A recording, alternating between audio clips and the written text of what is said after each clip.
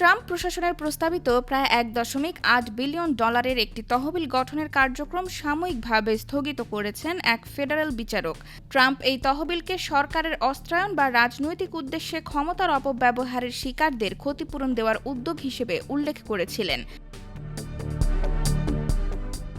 শুক্রবার ভার্জিনিয়ার ইস্টার্ন ডিস্ট্রিক্টের বিচারক লিওনি ব্রিকেমা এক আদেশে জানান, আদালতে আরও আইনি শুনানি শেষ না হওয়া পর্যন্ত ট্রাম্প প্রশাসন এই তহবিল গঠন বা পরিচালনার বিষয়ে আর কোনো পদক্ষেপ নিতে পারবে না। রয়টার্স জানিয়েছে, গত সপ্তাহে মার্কিন বিচার বিভাগ অ্যান্টি ওয়েপনাইজেশন ফান্ড নামে এই তহবিল গঠনের ঘোষণা দেয়।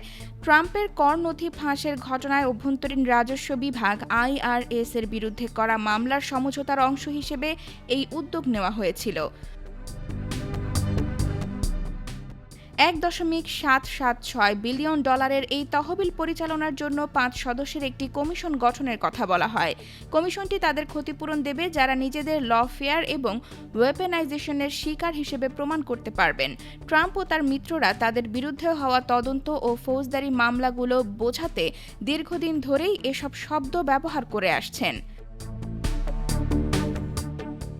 এদিকে ট্রাম্প ভ্যান্স প্রশাসনের রাজনৈতিক ও আদর্শিক বিরোধী হিসেবে নিজেদের লক্ষ্যবস্তু দাবি করে একটি গোষ্ঠী আদালতে মামলা করে।